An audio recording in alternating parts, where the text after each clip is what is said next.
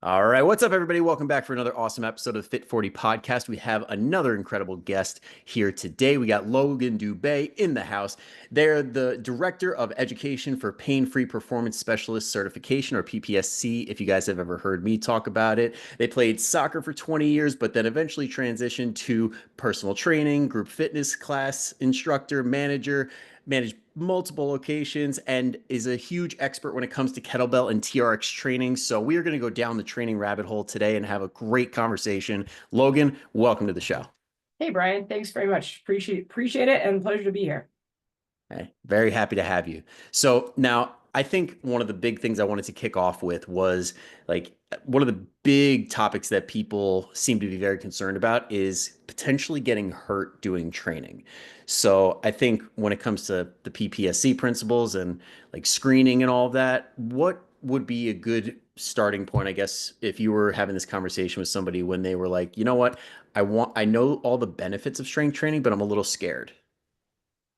That's a great starting place. I think I wax poetic a little bit in lots of these areas because when we're building curriculum for new courses, we're really trying to address stuff that has been left out, stuff that's not being covered. We're really trying to find sort of real world applications.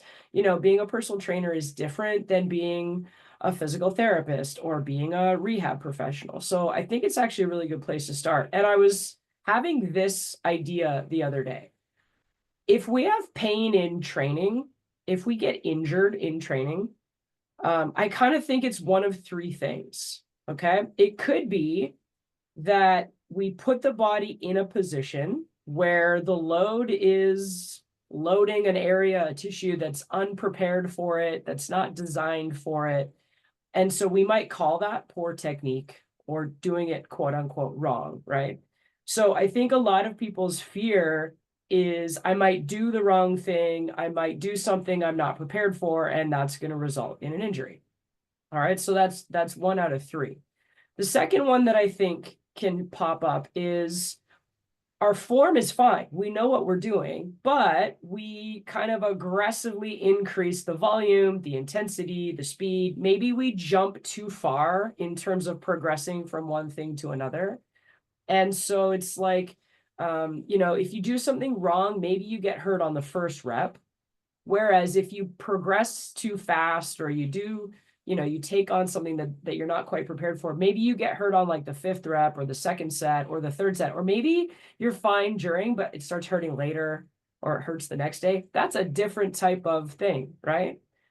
And then there's this third one, which is I've done this before. My technique's good, my intensity, my volume, it's all smart. It's all inside the range that I should be training in, but I'm walking into the gym with an unknown circumstance, an unknowable stress that's actually lowering what my capacity is today compared to normal.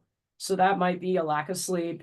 It might be I'm fighting off an illness and my sort of energy level is lower. It might be, oh my God, I'm in the middle of a really stressful situation, like mentally, and it's taxing me, right? And then there's probably a bunch of other stuff that we don't even know. We can't even put a finger on it, right? So like my HRV score says 37 today. Like sometimes that's true and sometimes it's not, right? So that kind of unknown is sort of the third place where maybe we might get hurt. And I think one of the most important things about being a personal trainer is not being afraid of pain or injury, in the sense that we're going to meet an awful lot of people that want our help navigating pain or an injury or a previous issue, right? And also training and life and sport and hobbies and randomly walking down the street one day. They all have at least a tiny little bit of risk of something happening, right? And so one of the things that I think is really awesome is to know some things, right? Be able to use some screening, have a smart system that allows us to meet people where they're at and get them started appropriately. But then also to know that some days we don't feel our best. And some days after, skiing all weekend, our knees hurt a little bit. And so sort of having a familiarity and a comfort and a just like, hey, real talk, like pain is a normal part of the human existence. I think having a little bit of space to hold that and make adjustments and make smart decisions based on what today feels like, I think that's also really important. There is no such thing, despite the fact that we call it the pain-free performance specialist certification, there's no such thing as a pain-free life, right? And so really what we're trying to do is say, well, how do we deal with pain? What do we do about it today? And the thing that we're really passionate about trying to help trainers and our own clients understand is that rest, 100% rest, don't do anything, like absolutely most of the time, that's just a terrible strategy for dealing with pain. Can you And say so that a there's little a, louder for the people in the back? yeah, there's like a shift that we need to make, right? Not ignore pain. It's an important message. Not disregard how I'm feeling today. How I'm feeling today really matters in the sense of what am I going to do in my training session, my practice, my game, whatever. But also to not be afraid of pain. It's not bad. It sucks, but it's not bad inherently, right? So what we want to do is have strategies that help us figure out, what do I do when I feel great? What do I do when I'm brand new? What do I do when I'm tired? What do I do when I'm hitting a plateau, right? And if we make better choices about how to sort of address those moments in time, in general, we will have much more training success. We will emotionally feel a lot more comfortable and confident about how to live in our own bodies. And we're more likely to navigate those less awesome periods of time and get better faster, instead of this one time I hurt my shoulder and 20 years ago I quit the gym and I've never been back, right? So I think that's kind of like an opportunity for trainers to really help clients with, especially as they keep stacking the years on, right? There's no way to do anything but get one day older, one day at a time. Yep. Yeah, and I'm so glad you laid it out that way because there are so many different directions we could go with this. But I mean, in general, like we know in practice, when you learn how to adjust your program accordingly based on how you're feeling, based around injuries, like you feel better than just resting and doing nothing. Like we know this. So when it comes to that intelligent way of adapting our training, I know this is probably going to be like the worst question ever, but it's going to be so vague. But like, what are some typical things that you find that help a lot with helping the client on the floor? Like if somebody listening right now is like, I don't have a trainer, but I like always have this nagging pain, where would you start with that? That's a great question. And I think it's important to have an answer because, again, pain is scary, or it's hopeless feeling, or it's frustrating, or it gets in the way of stuff. And self-management is really, really important. As a trainer, we have a really huge opportunity to teach our clients things, both in the session and for beyond, right? So here's the answer I'm going to give you. The very first thing I think about if I have a client in pain, if I wake up in the morning, I don't feel great, even if something happens in session, right? We don't want it to, but let's say it does, or you sprain your ankle on the sidewalk. The very first thing I think it's incredibly powerful to have the ability to self-manage with is breathing. Because we're going to go right to the state of the body where we're either in a high stress state or not, right? And so there's lots and lots of things that put us in a high stress state. And here's the crazy thing about being really sympathetic all the time. It makes all the bad things worse. If I'm stressed and I'm sicker, or I'm sick for longer. If I'm stressed and I'm hurt, stress is stealing my resources. It takes me longer to heal. If I'm dealing with some stuff emotionally and I allow my breathing and my stress state to get really high, it makes what I'm going through feel a lot harder. So it might sound ridiculous, but can you lie down on the floor or lie down on a comfortable surface in a relatively comfortable position? Maybe that's lying on your stomach. Maybe it's lying on your back. Maybe it's propping your feet up on a chair. But can you get to a relatively comfortable position? And can you just breathe?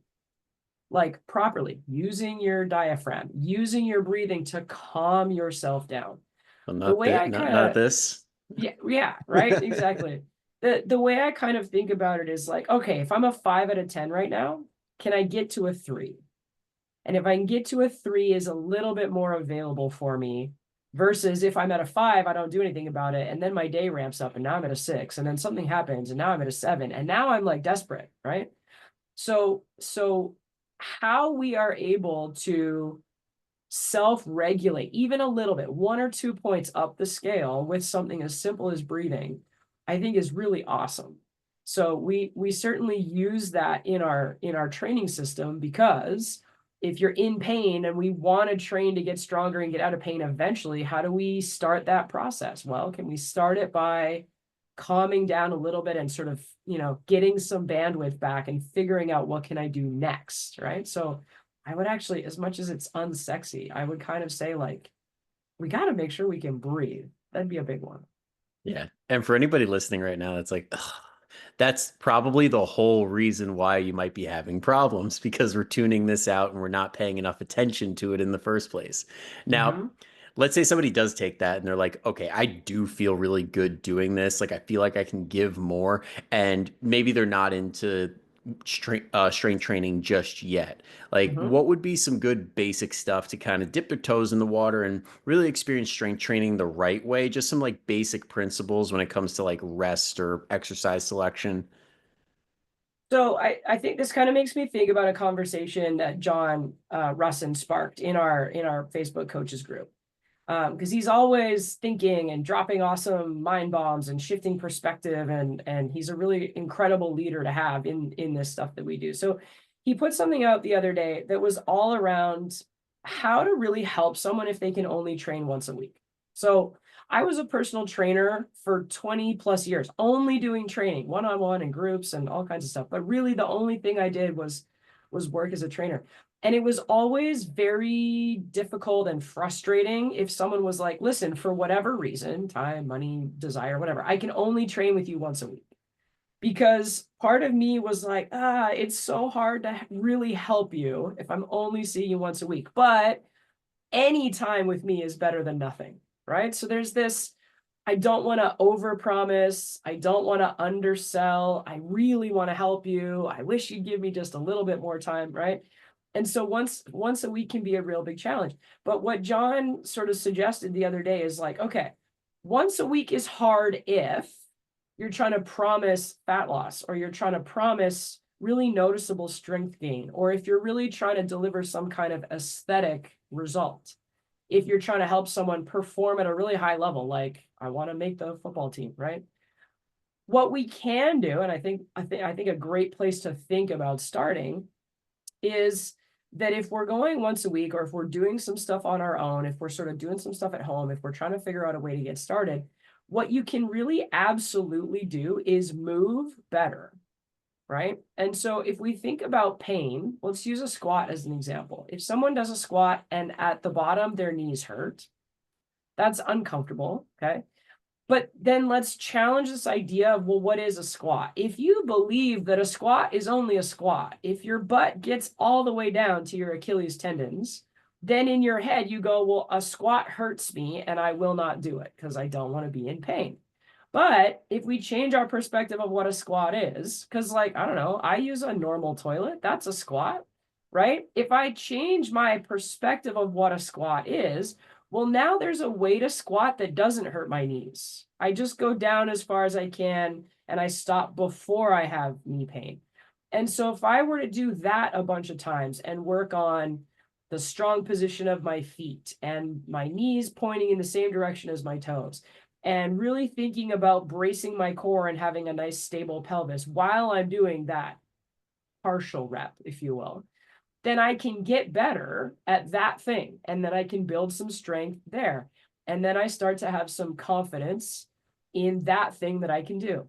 And the cool thing about the body is, as we get better at something, there becomes an opportunity to get even more better. So maybe eventually I get my hamstrings to my Achilles. Maybe I never quite get that far. But if we're just getting started, the best thing we can do is reclaim our movement potential through movement patterns. And I don't know if you've mentioned them before, but squat, hinge, lunge, push, pull, carry. That's different than barbell back squat, barbell deadlift, barbell overhead press, barbell bench press. Those are all exercises that fall inside of those movement patterns. But for a lot of people, those are heavy, hard, difficult. They don't have access to the equipment. When they do it, it hurts, right? And so finding a way to move better without pain is a great place to start. And it feels better. And then I become more interested in what else is next available. Yeah. And it is interesting how all of a sudden squatting and deadlifting in particular, when people think about that, it's always like this image in their head of lifting super heavy with horrible form and like they're about to bust a vein in their head. It's Hmm. like, is picking your kid up not a deadlift? It's a dead stop lift for sure. You're picking something up from the yeah. So in that sense, there's this funny sort of like I think fitness professionals do it. I think we gatekeep a little bit. We have our gyms where you have to have a membership, and we have our clothing that you got to be fit enough to wear. Like I think the fitness profession as a whole does a little bit of us them. But then I also think people create barriers that don't exist around what they see versus what they think they can do, what they see being done, how they identify it, right? So like we're all doing it. And that's one of the things that we really want to try to break down is like however you can start, however you can make progress is awesome. It's not as hard as you'd think. There's way more available, and so it's not lack of information, it's not lack of opportunity. It's really just finding the match between who I am, what I think, what's available, what I'm willing and able to do. And can I start like right now? If I had 60 seconds right now, what would be a good thing to do? There's definitely this sort of like overwhelming, I don't know what to start with because there's too much. And so part of our job then is simplify, make it easier to get started. Hell, let's make it a little bit fun instead of this idea, like you said, it's got to be really heavy and you've got to, I don't know, appear to be battling your demons every time you go. That works for some people, absolutely, but it's not the only way. So, what other way is available to help people get started? Yeah. I know it made me think of when I was looking through the PPSC material and there was like the spectrum of like squat to hinge, and it's like you see everything in between, and you're just like, ah, there is not just this black and white version of these exercises. And general public, they don't need to know this stuff. Like it's just they need to understand that there's more than one way. And it comes down to asking the right questions and knowing where to find the answers. Because we do gatekeep a little bit. We're like, well, I'll help you out. Just make sure to pay me X amount per month. But Or even this idea that um, I've sort of I've heard this both ways, and I kind of go back and forth on it. But there's this idea around you really need me to get started successfully, which I look, you can get started, and the benefit of starting with me is I'll help you do the right thing. It'll get better faster. When you struggle, I'll be there to support you. Like, right? It's just I'm a guide by the side, but I do believe in what we do as coaches. I think we're really, really important. I think we make a huge difference. And then on the other side of things, you've got when people are like, well, I'm going to teach you what you need to know, but my goal is for you to not need me eventually. So you're going to learn all this stuff and then you'll be able to go on your own. And I get it because a lot of my clients that I've worked with for, God, some of them 7+ years, a lot of them can absolutely move successfully on their own, go to the gym, know what to do, get a good training session in. They've learned a lot. They're healthy. They're strong. They're focused on longevity, right? Um, but I still have a lot to offer. I still think they get a better result coming to see me. So I don't know. Do they need me? Maybe that's not the point. Maybe they prioritize the focus, the journey, the roadmap, the variety, like all the things I have to offer. So there's this kind of funny transition that happens for people, which at first is like, well, I need you because I have pain or I don't know what to do, or I need accountability or I need to be educated or whatever. And then there's a shift that's like, oh, I just like this. I want to do more. I've built a new identity for myself that incorporates fitness, nutrition, stress management, sleeping better, and I get enjoyment out of doing different things now. And you, coach, are a part of the thing I really enjoy. So it's not a need anymore, but it becomes a different reason. And the cool thing for me is when that transition happens, what training is, the rules of training, they don't change.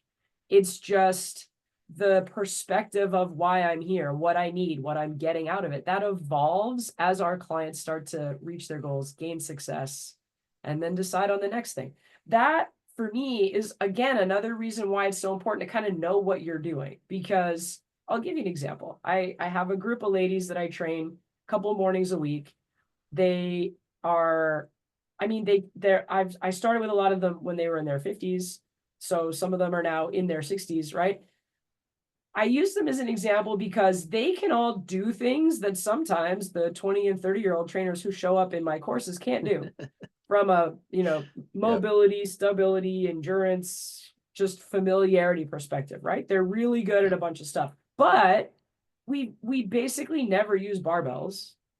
Not because barbells are bad, but we don't need to use them for the style of training that we enjoy, that gives them the results that they need.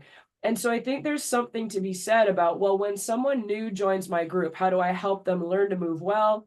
How do I get them into the habit? How do I build, competence and confidence and enjoyment for them? And then how do I keep them interested? How do we use variety, and how do we use community, and how do we use sort of little cycles of working on different things? But how do we avoid getting bored and doing something dumb just because, right? I'll do my workout before their group sometimes, so my stuff is spread out all over the place. And it would be a mistake to go, well, I was using a barbell today, so what the hell? Let's just have the ladies use the barbell. There's nothing wrong with a barbell. It suits my goals. It could be something that we worked up to, but this idea of giving them progress and enjoyment and variety and success over time without just kind of inadvertently throwing a thing at them, right? I think there's an element of maturity for some trainers that is understanding the importance of that. Have a plan, stick to the plan, make the plan fun, make the plan progress. Don't just randomly change the plan one day because you're bored. And that's sort of another area where I think a lot of times what pain-free specialist trainers do is give people permission for training to look different. Like maybe you used barbells in your 20s and 30s, and that was awesome. We could still use them now. We could find a way, but you don't have to use them. There's other ways, right? And so it's being able to make that shift sometimes that I think is one of the things that really unlocks long-term pain-free training. Is your body changes, your priorities change, your goals change. Guess what? Your training can also change. And it doesn't mean you're weak. It doesn't mean you're old. It doesn't mean you're not awesome, right? We can still do lots of badass things with lots of different styles of training.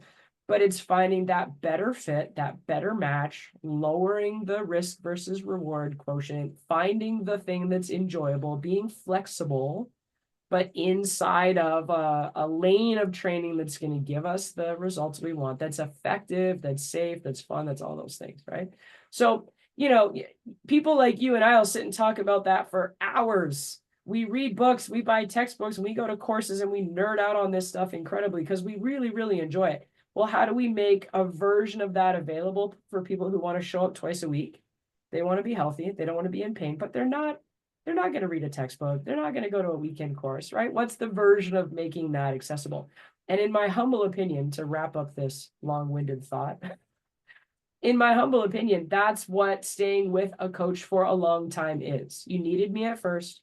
We reached some goals, then things changed. And then part of what my job was being that excited, enthusiastic nerd for you so that you have access to that kind of resource, right?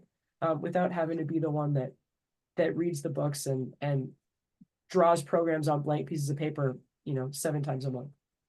Exactly. And I think one of the big concepts that you alluded to that's huge is just that shift between needing somebody and then wanting somebody because you understand all the benefits. Like I don't know if you listened to the podcast ahead of time, but you basically like quoted what I said, like I don't even know how many times, where it's like, listen, I'm going to teach you what you need to know to the point where you don't need me. But if you want to stick around, I love having you here, but you're not going to feel like you're on the hook because you'll lose everything the second you leave. Mm-hmm. And I think, unfortunately, a lot of companies do kind of push that. And I think that's the good separator between true professionals that are like, we understand our role and we want to be here for the right reasons, not because you're terrified of losing it all. God forbid you can't financially swing it anymore. Well, sure. Yeah. And I guess that's, if I think about my long career as a trainer, I made a lot of mistakes. I learned from them. I tried to do better. I watched peers make the same mistakes. I tried to help them, right? The fitness profession is young, but there's also been a lot of dynamic changes in the time that we've been trying to help people. I think one of the things that I've settled into comfortably over time is I know a ton of stuff that I don't use, and that's okay. There was value in learning it in the first place because it made me interested and excited. It challenged what I knew. It made stuff available, right? But there's a lot of styles of training. There's a lot of tools. There's a lot of programs, for lack of a better word, right, that I've used in the past that I don't anymore, and that's okay. And part of why I don't use them anymore is because they're not the best option for the scenario that I'm in. They're a good option. They're a great option for other scenarios, right? But it's literally like matching to the people I'm with, the number of sessions in a week, the equipment we have, the da da da da da, right? So I think there's value in learning a ton. And then I think eventually what you do is you get to a framework or a scaffolding where you're like, these are the things that are really important. And if I have more time, great, I can do more things. But I can't go do all these fancy things if I don't have time for the really important things. And that is a skill. That's learning a skill, and that's learning how to make decisions and prioritize based on what's in front of me. I was having Yeah. a conversation with a client the other day who travels for a portion of the year, each year. And so she works in our group when she's here, and then she goes and travels and goes to another country and gets a gym membership there and works out there. And it's different. It's group classes or it's whatever. It's different. And what she said is like, I know enough that when I go to those classes, there's a couple things that I don't really listen to them about. I don't always go as fast as they tell me to in the fast section. I don't always go as heavy in, what they call the heavy section. I don't always perform the range of motion that they're telling me I should be going for.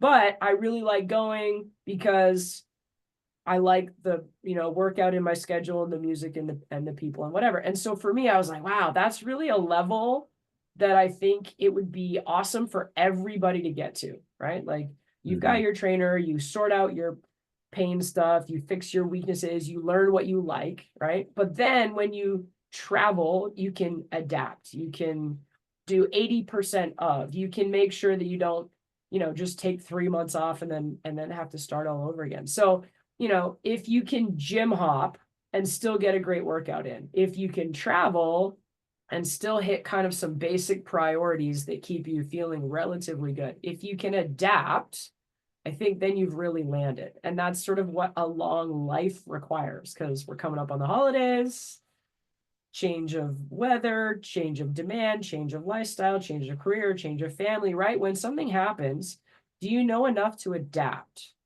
And if you don't, that's okay. That's what coaches are for, right? But I Absolutely. think that's like something when you say be a professional and help for the right reasons, that's one of the things I think about. I will always be here if you just want to show up and do the thing. But I also, a little bit of a mark of success for me is if you're working out on your own on a day I'm not training you, and I look across the gym and I see you, are you doing a good warm up? Are you focused? Is your form good? Are you moving through the workout? Are you feeling successful? Do you get to the end of it and feel like that was a great way to spend 30, 45, 60 minutes? Right? Because if you can't, if you need me to do it, then there's an element that I haven't helped you figure out yet, which is really important. I think Yeah. that's one of the things that's going to differentiate our ability to go really long term, long game, healthy, right? Versus short term, lost the weight, fit into the bikini, and then what, right? The keywords and then what? That, and honestly, that just reminded me of I know Mike Boyle has said it, Alan Cosgrove, where it's like the window test, where it's almost like if we were to do the window test on our client without us, just to Mm-hmm. look and be like, how are they doing? Oh yes, they're doing so good. Yes. All right. That's basically like the end goal for, or not end goal, but like that's a huge goal for us as trainers, is like they learn the lessons, they implement them, and they're good on their own. And we have a great time when they're in session. Yeah, let's And call it a milestone. Like we yeah, can still do lots of cool stuff together after it, but it's a milestone that is really going to ultimately lead to you being much more successful at yeah. achieving the thing that you asked for my help to kickstart you with. Yeah, that's a better way of looking at it because it's so easy to get caught up in the finite language of we achieved this goal when we're playing an infinite game of like this is lifelong. Totally. Yeah. And the other thing that you touched on that I wanted to get into as well is just the different styles of training, because I think it's very easy to get locked into barbells, dumbbells, and they're great and they serve a huge purpose, but there's not as much attention paid to things like kettlebell training, or if we're getting a little bit deeper into it, things like rotational exercises or things where we're challenging different systems. And in your opinion, what are some that just don't get the love that they deserve?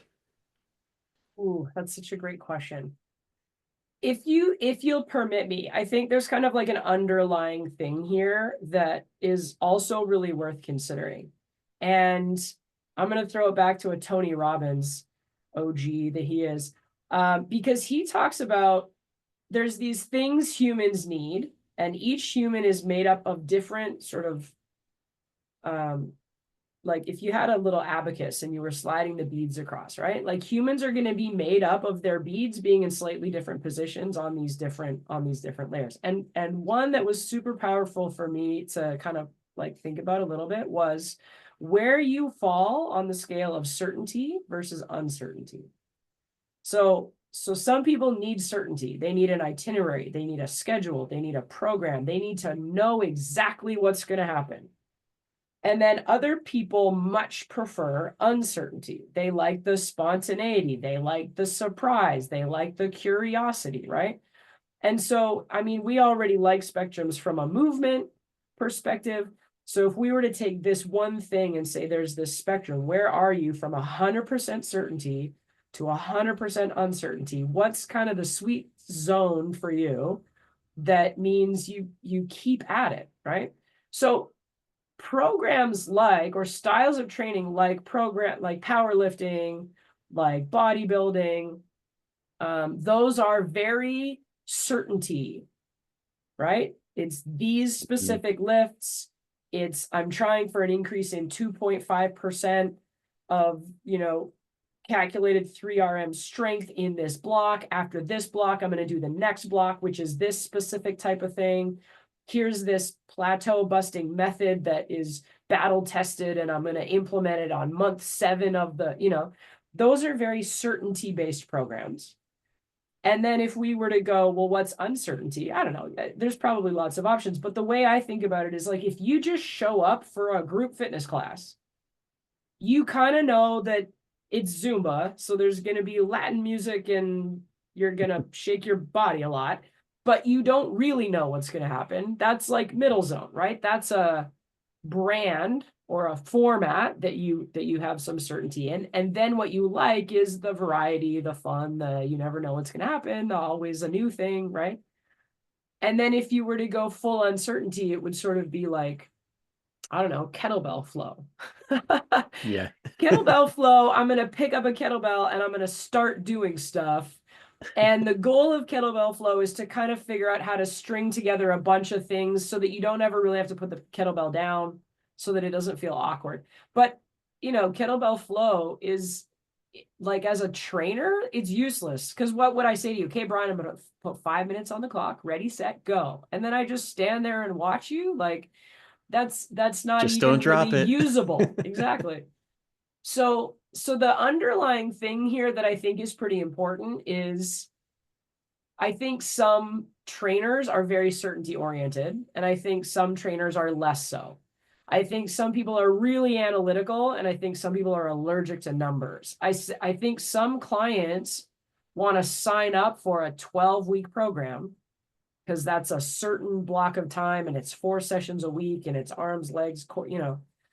And I think some people get, myself included, mind-numbingly bored if we're locked into that much certainty. So one of the things to think about is if you're happy doing this really strict thing that you do all the time, you're probably fine because you're showing up consistently, you like what you're doing, you're making a little bit of progress, you've got a routine that's working for you. Awesome. if you've tried to do that and failed and tried and failed and tried and quit and tried and quit and tried and quit, then maybe the thing to think about is like, well, that locked in style of certainty might just not be a great fit for me. Maybe what I need is a little bit more variety, a few more options, right? Like trainers get really stuck on, well, if you don't have a plan, you're not going to get results. Well, okay, but like a plan can look like different things. And so I think inherent in things like kettlebell and animal flow and Bulgarian bag and steel mace stuff is it lends itself a little bit more to variety because there's actually some variability in the tool. Now, I'll explain the difference between those two. Variety is on Monday, I eat an apple, and on Tuesday, I eat an orange, and on Wednesday, I eat a banana, and on Thursday, I eat grapes, and on Friday, I eat blueberries. That's variety, okay?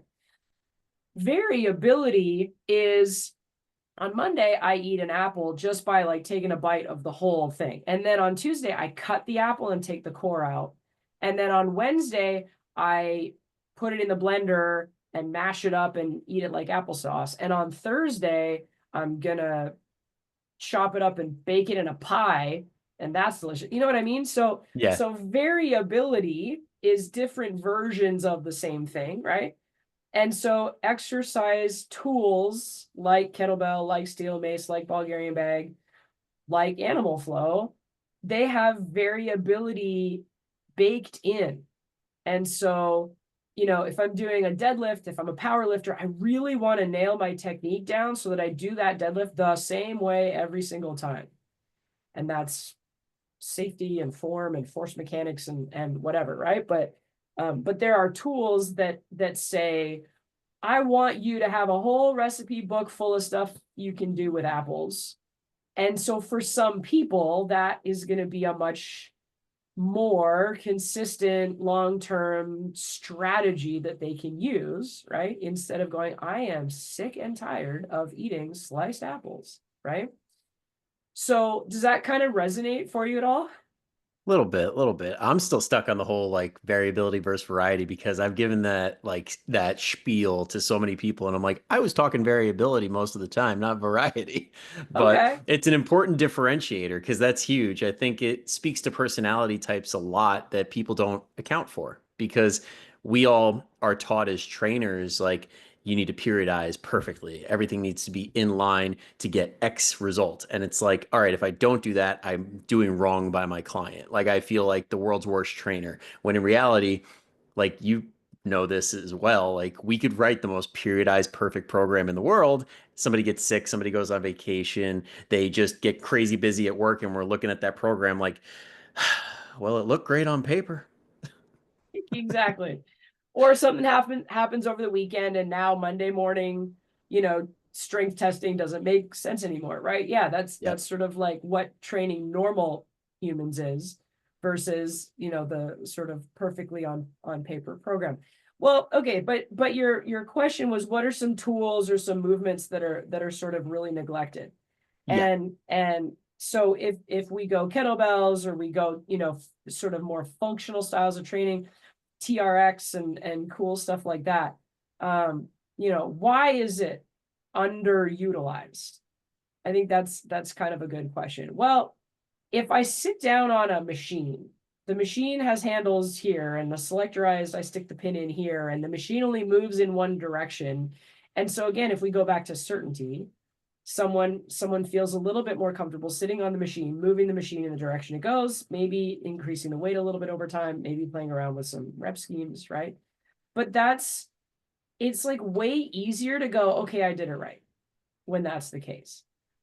And so say we look at kettlebell and we look at TRX, right?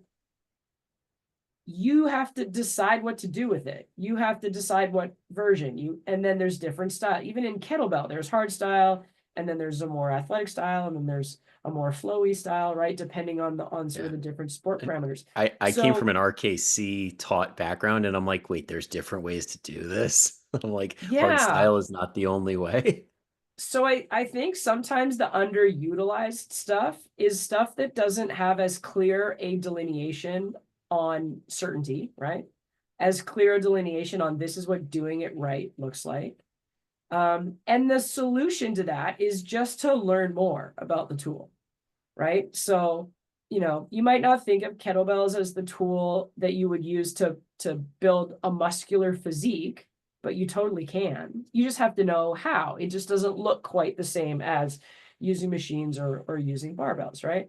So one of the things, if we kind of go back to like, I don't want you to need me forever, but I got a ton of cool stuff to show you if you want to stick around.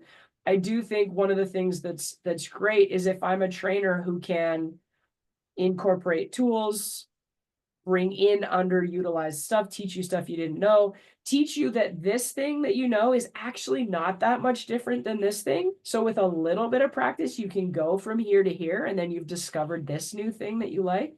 I think that's actually one of the really great ways that we maintain clients for a long time and they see value in us, right? Because how many times can I say, remember, these are the 4 things you need to do to deadlift and go, right? So, that's functional training, functional fitness has been such a massive trend in the industry for, I don't know, 4 or 5 years for sure. And it's not going anywhere.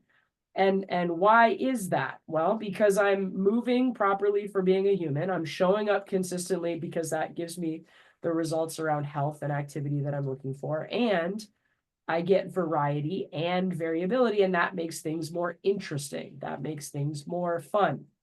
Ultimately, the more I can help a person move their own body versus sit in a machine and move the way the machine works, the better I think that is. That's very, very much my bias. But I would like to be able to do a bunch of stuff pretty well versus 1 or 2 things exceptionally well, like I'm the top 1% of them. But I can really only do a couple things. When I think about longevity, when I think about playing the long game, I want to be able to do a bunch of stuff reasonably well and hang on to that for as long as I can. And so that's a different style of training. That's a different focus. It even drives how I educate myself differently. Because now I want to go find the next thing I know nothing about and incorporate that into what I do. And so for me, that's sort of yielded a 25 plus year career where I'm still excited. I'm still learning new things. My clients seem to have fun. I definitely have had much less pain and injury than people I see banging away at a really narrow thing. And that makes me happy because that's the kind of life I want to live. I don't really tolerate being super sore. I don't really want to be bored, right? And so the way that trainers have moved into that space and have made that available for clients, I think is part of why training looks different and for some people feels available for much, much longer. At a certain point, how many 60-year-old bodybuilders are there still left in the gym? There's like a couple, but like, Yep.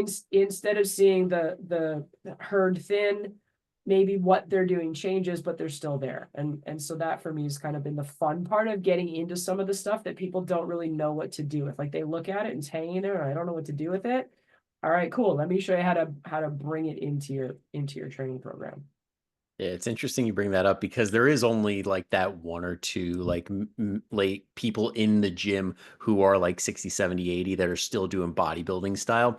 But like I just joined pickleball and I can't even tell you how many 60, 70, 80 year olds there are there and they're moving fine.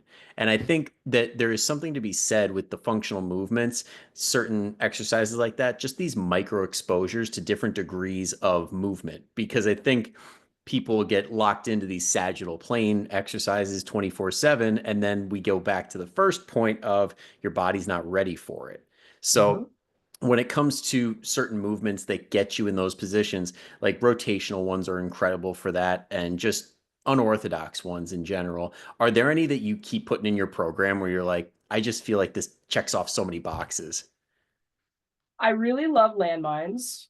I really love kettlebells and I really love TRX. And all 3 of those have sagittal strengthening opportunities and more single leg biased or single leg, single arm, rotational change of plane of motion opportunities.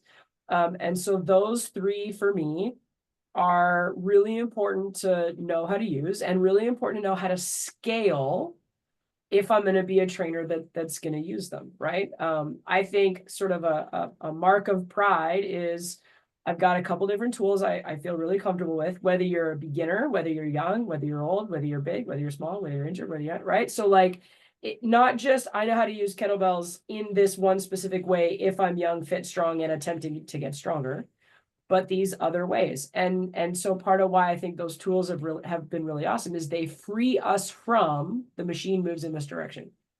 And now the machine is the human body, right? That's how I create the framework. And the tool allows me to load or express challenge in those movements in different ways. But it's sort of like, I'm a former pro athlete. And so I think I came to all three of those tools and I moved pretty well already. So for sure, when I first learned how to use them, and the reason why I liked them is because they were a good challenging match for the level of capability and movement competency that I already had.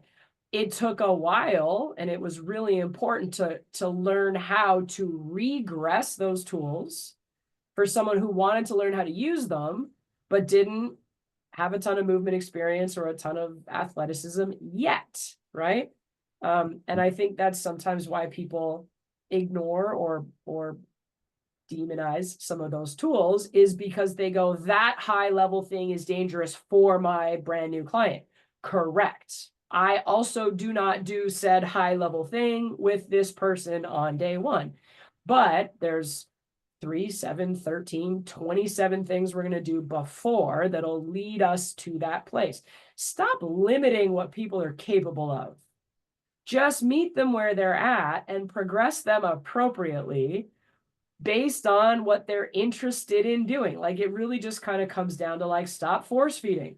Don't give someone your program if they don't have your goals. Don't give them a version of the exercise if it's too advanced for their capabilities. Don't tell them they shouldn't exercise just because they currently have some back pain.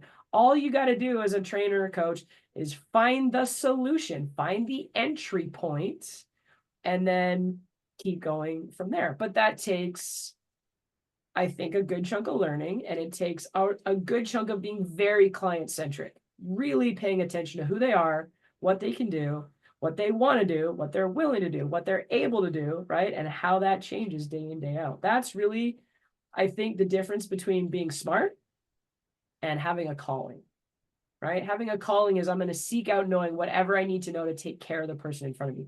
And being smart is I read this textbook, I passed this exam, I have this credential. Let me tell you what to do. I think good coaches start by asking questions, not saying, here's how it's going to go. And so, even though we started by saying, kettlebells, TRX, whatever, I do think there's something to that. I think you have to spend a certain amount of time with those tools before you can really coach them. And I think some of the other more traditional versions of exercise are easier to start coaching faster with less experience, right? So that's potentially why they're underutilized. Are you staying in the game long enough? And are you willing to do stuff you're not good at for the sake of getting better at it so that you can use it as a tool in your coaching over time? Yeah. There's no way to shortcut like getting good. You just got to do the reps, right? But in doing the reps, you learn a lot of things that make teaching other people how to do them available. Yeah, it's kind of like you can't out science hard work if you really want to like achieve great things physically. Same goes for learning. You can't not put in the reps. But I think out of all of that, one of the big takeaways for everybody listening is if you are considering hiring a trainer going into the new year, because this is probably dropping right at the beginning of 2025, like look for somebody that asks a million questions. Asks like, what are your actual goals? Not, all right, this is my facility, we're going to do this. So it's a good way to differentiate and get somebody who has your best interest and will get you the best results.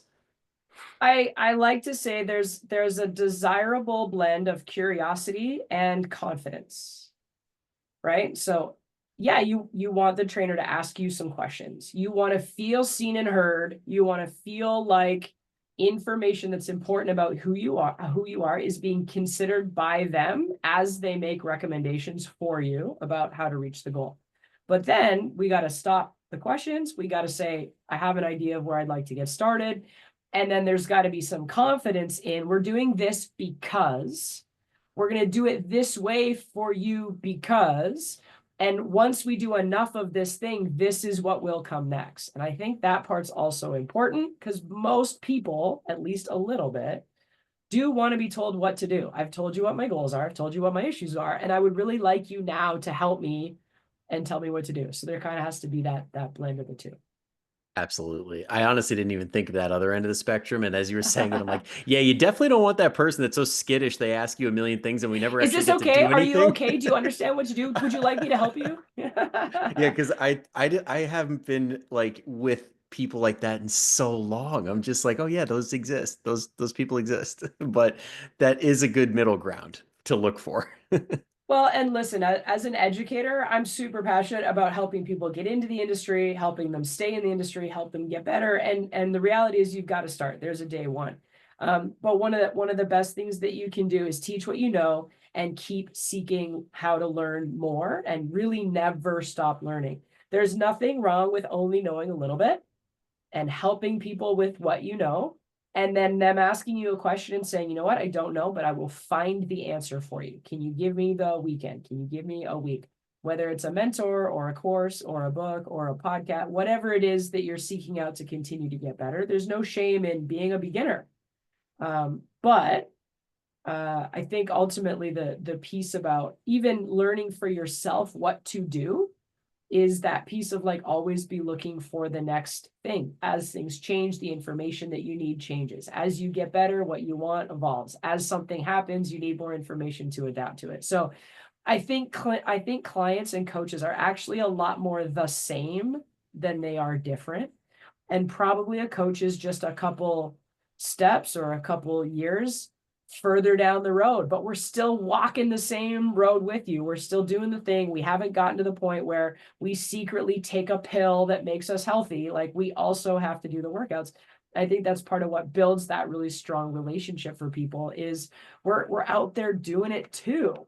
And we just happen to be happy to turn around and share a little bit, reach back and pull you one step forward or whatever. But it's a very great joy to have done the thing that I am teaching and helping people and that I'm helping other people with to be a part of the same process instead of separate from. Yeah, 100%. I think that's another thing to look for too, is like if you find somebody that is truly that passionate and really is like in love with this entire process and loves just being a part of it, then that's also a gigantic green flag that you got somebody that's gonna not only give you all really good information, but keep it fresh, keep it interesting, and like keep you coming back, which I think is one of the most underrated things when it comes to the coach-client relationship is like, do you actually like the person? Because that relationship and that like desire to show up is going to be a huge fraction of your progress. Big time. We're always going to do the things we like. We're always going to prioritize the things we love. We're always going to show up for the things that we look forward to. And so, not everybody likes doing intervals. And, I promise I don't program burpees. Like there's things we don't like, but we have to do them. And how do we get through that? Well, we lean on the stuff that we like about it to get the rest of the way, whether that's the result we get or the thing we learn or the person we spend some time with or the feeling of accomplishment, right? Whatever that thing is, we're borrowing from that to do the hard work that gets us the thing we need, that gets us the thing we want. I think it's really important to balance that for sure, which, if it's a kettlebell or a TRX and you have fun doing it, that's a great option. If it's learning something new, if it's falling back on a thing you love, all great options. How do I find out for you, my client, which one's going to work? I got to ask you a question. We got to try something. I want some feedback from it. We're going to try another thing. I'm going to ask you a question. Like it's just this constantly evolving experience, right? That I think is super powerful. Whether you do it solo, whether you have a workout buddy, whether you have a trainer, whether you go to a class, whatever it is, whether you need certainty, whether you want uncertainty, the more you know about yourself in the sense of being able to find something that's consistent and has legs and you can imagine doing for a long time, any tool or program you follow that gets you there is going to be of way greater impact than perfect, proper, all the things we think we're supposed to be doing. Yes. Ah, that is perfect. That is right where we're going to put a cap on this because that is just perfect spot to leave it. So, Logan, thank you so much for dropping all this knowledge. I know I personally enjoyed where the train of thought was going because you dropped so many great gems along the way. And I know everybody listening definitely picked up on that as well. Now, if somebody was listening and they're like, wow, Logan is awesome. I want to see more of their stuff. Where can they find you? You're very kind. I post a lot of my movement and musings and coaching tips on Instagram. What's my Instagram handle right now? Logan.3dfit. I'll give it to you so you can put it in the show notes. Yeah, no, just I'll always tag it below so you guys don't Perfect. have to Okay. go search and it'll be there. That's probably an easy one because I enjoy being creative and posting stuff up there. And I like responding to people. So if you got a question or a comment, fire it my way. I'm always happy to connect on fitness things. That's probably the best way. Awesome. And I can attest to that because I hit up Logan and they got back immediately. So I can tell you guys that is 100% fact. All right. So Awesome. again, thank you so much for popping in. And if anybody heard something that they're just like, wow, that really resonated, or they have somebody in their life that they're like, they need to hear this, go ahead and send it their way. Tell them that Brian and Logan say hi. And if you already did that, be sure to follow so you don't miss another episode. All right. Thank you guys again. Until next time, I will see you again for another episode. But until then, go kick some ass. See you later.